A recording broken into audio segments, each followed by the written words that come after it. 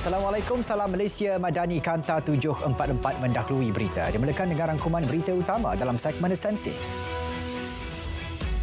Sebanyak 6.5 juta permohonan e-Madani telah diluluskan dengan 650 juta ringgit telah dikreditkan.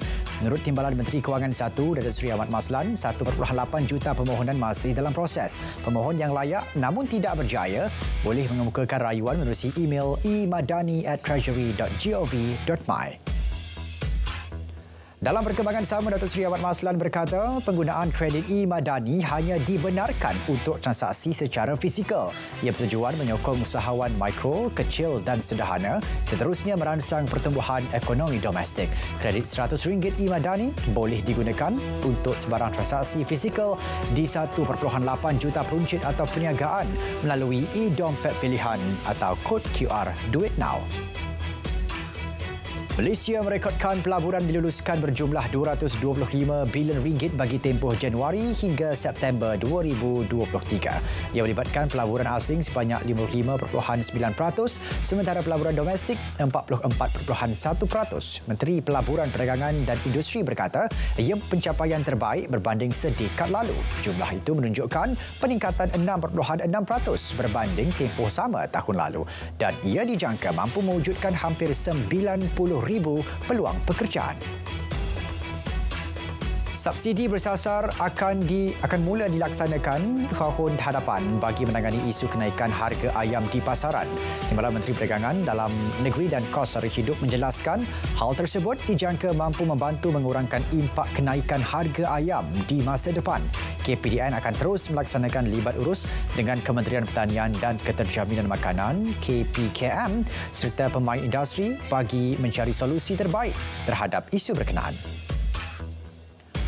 Rangkaian 5G capai 76.1% di kawasan berpenduduk di seluruh negara setakat 30 November. Kini berbaki kurang 4% untuk negara mencapai sasaran 80% kawasan berpenduduk mendapat liputan rangkaian 5G menjelang akhir tahun ini. Setelah Malaysia mencapai sasaran itu, kerajaan akan memutuskan untuk mewujudkan rangkaian 5G kedua pada masa akan datang. Inisiatif pakej 5G Rahmah beserta peranti pintar bernilai RM120 juta juga berkemungkinan akan dilanjutkan ke tahun depan. Penghantaran bantuan kemanusiaan Siri 3 Malaysia untuk Palestin akan dilakukan pada 18 Disember ini. Ia melibatkan pelbagai barang seberat 60 tan. Timbalan Perdana Menteri Datuk Seri Dr. Ahmad Zahid Hamidi berkata ia merupakan sumbangan terbesar setakat ini yang diselaraskan Wisma Putra. November lalu Malaysia telah menghantar bantuan menerusi 2 siri Ops Ihsan melibatkan barangan keperluan perubatan, barangan bayi dan makanan dengan masing-masing seberat 20 dan 16 tan.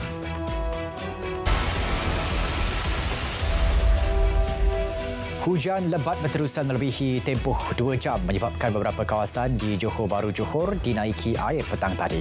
Bagaimanapun sehingga kini tiada PPS dibuka. Antara lokasi dilanda banjir kilat adalah Kampung Muhammad Amin yang menyaksikan 46 penduduk terpaksa dikeluarkan selepas terperangkap. Lebih 25 rumah dipercayai terjejas akibat banjir kilat tersebut. Sebanyak 86 lokasi bencana tanah mendap dikesan berlaku di Lembah Kinta Ipoh setakat ini. Lokasi bencana tersebut direkodkan sejak 1971 dengan kesan mendapan antara 10 hingga 200 meter.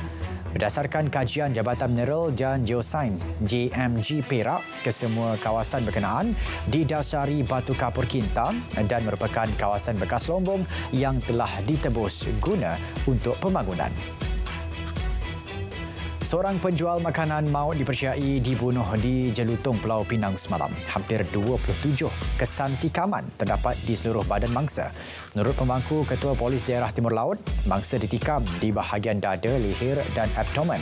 Mangsa berusia 60 tahun itu meninggal dunia di Hospital Pulau Pinang ketika menerima rawatan. Kes disiasat mengikut Seksyen 302 Kanun Siksaan. Acu pistol tiruan dan cubaan melanggar anggota Jabatan Siasatan Jenayah D9 IPD Timur Laut, seorang lelaki ditahan. Ketika kejadian, polis digerakkan untuk mengawal keadaan pergaduhan dua kumpulan lelaki yang berlaku di Sungai Pinang. 5 lagi turut ditahan kerana terlibat pergaduhan tersebut dan kes disiasat di bawah Seksyen 148 Kanun Keseksaan kerana merusuh, Seksyen 186 Kanun Keseksaan kerana menghalang penjawat awam menjalankan tugas dan Seksyen 36 Kurungan 1 Akta Senjata Api 1960. Polis memohon bantuan orang ramai mengesan seorang kanak-kanak lelaki autism berusia 6 tahun yang dilaporkan hilang sejak semalam. Kali terakhir, Zayan Ryan Abdul Matin berada di rumahnya di Petaling Jaya pada 12 tengah hari. Polis menerima laporan kehilangannya pada 6.36 petang semalam.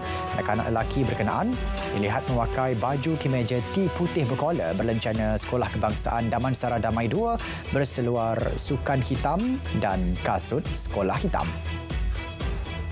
Seorang guru wanita disaratuk kerugian lebih RM150,000 selepas menerima panggilan telefon dari nombor tidak dikenali dan mengaku sebagai pegawai SKMM.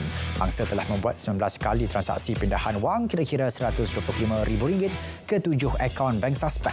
Isnin lepas, mangsa minta mengeluarkan wang sebanyak RM29,000 dan membalingkan wang berkenaan ke kawasan Semak. Mangsa sedar ditipu apabila berpatah balik dan mendapati wang berkenaan tiada di tempat tersebut.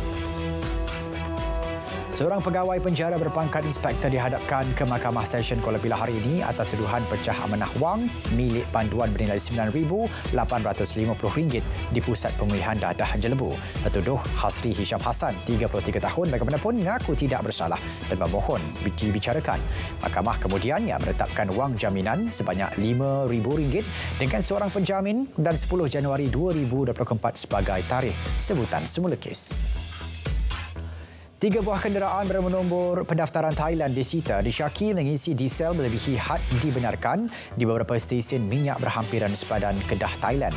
Kenderaan asing terbabit didapati telah mengisi diesel secara berulang di beberapa stesen minyak. Modus operandi penyeludup bahan api berkenaan diisi terus ke tangki asal dengan had pembelian 20 liter di beberapa stesen minyak berbeza. 180 liter minyak berjumlah RM387 turut dirampas. Jabatan Imigresen dan Kastam Johor bersedia menerima kemasukan pelancong dari China dan India ke negara ini, khususnya negeri Johor. Ia susulan pengumuman Kerajaan Persekutuan berkaitan inisiatif pengecualian visa selama 30 hari bermula 1 Disember lalu. Esko Pelancongan Alam Sekitar, Warisan dan Budaya Negeri Johor berkata jangkaan itu berdasarkan trend kemasukan pelancong asing ke negara ini pada hujung minggu. TNB akan mengkaji punca bekalan elektrik alternatif di Kompleks CIQ Bangunan Sultan Iskandar BSI yang terputus semalam bagi mengelakkan kejadian sama berulang. Inisiatif bagi menambah baik akan dilakukan babitkan pelan jangka masa pendek dan panjang.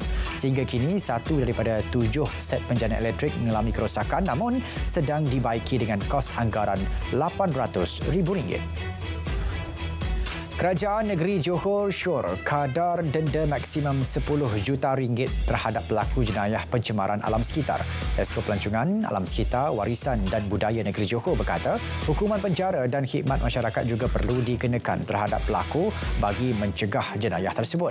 Terdahulu, Kerajaan Persekutuan telah memfailkan rayuan berhubung hukuman terhadap 2 pesalah yang bertanggungjawab terhadap pencemaran Sungai Kim Kim di Pasir Gudang Johor pada tahun 2019.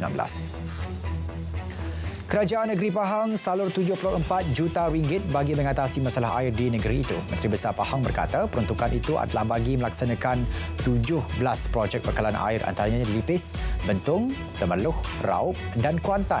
Kerajaan negeri menyasarkan menjelang akhir tahun 2026, 90% masalah air dapat diatasi. Sebanyak 217 projek disenarai bagi projek bangunan bekalan air negeri Pahang Fasa 1 2021 hingga 2026 dengan 93 projek telah siap. Ibu Pejabat Polis Daerah IPD Subang Jaya melupuskan barang kes melibatkan 179 kertas siasatan tahun 2020 hingga tahun 2023. Menurut Ketua Bahagian Jenayah IPD Subang Jaya, pelupusan melibatkan 4 kategori kos kes termasuk mesin Bitcoin, perampasan penyelundupan, barang-barang judi serta barang-barang kes am. Ia bertujuan menjimatkan ruang penyimpanan sekaligus mengurangkan lampakan barang-barang kes di stor IPD Subang Jaya.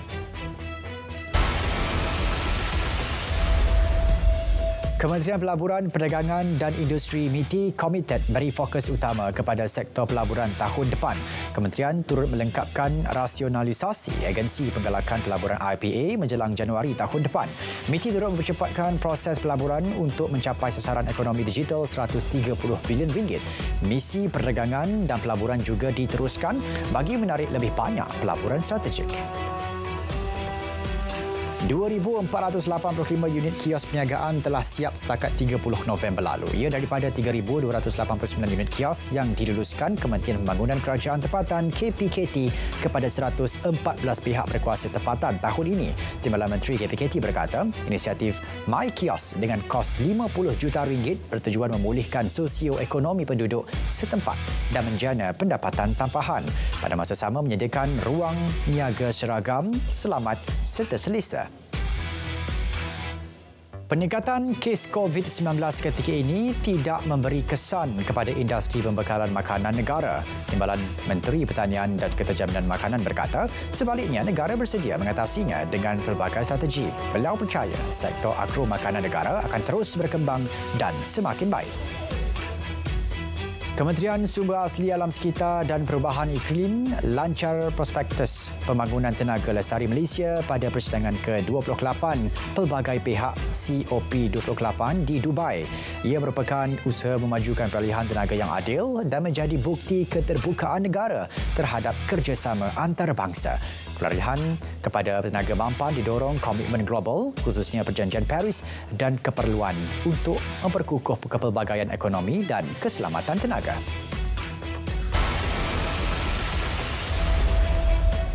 Serangan terbaru Zionis di selatan Gaza mengorbankan sekurang-kurangnya 25 nyawa. Berpuluh lagi cedera dalam serangan ke atas sebuah sekolah menempatkan penduduk yang kehilangan tempat tinggal. Menurut Kementerian Kesihatan Gaza, mayat yang dibawa keluar dari bawah runtuhan sekolah Ma'an di Khan Yunis telah dihantar ke Hospital Nasir. Khan Yunis merupakan bandar kedua terbesar Gaza, telah dijadikan sasaran serangan bom Zionis sejak beberapa hari lalu. Israel bertali arus mengebom wilayah selatan Gaza di sekitar bandar Khan Yunis dan Rafah.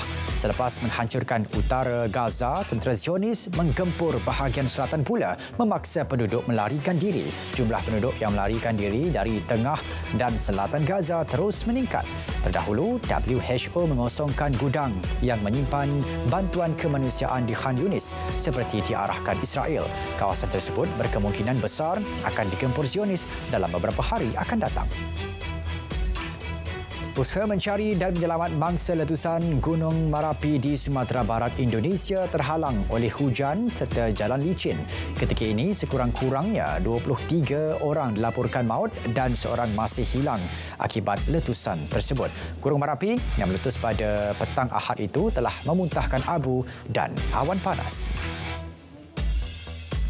Saudara, Kanta 744 berakhir di sini. Dari sungai ke segara, Palestin pasti merdeka. Assalamualaikum, salam Malaysia Madani, tekad perpaduan, penuhi harapan.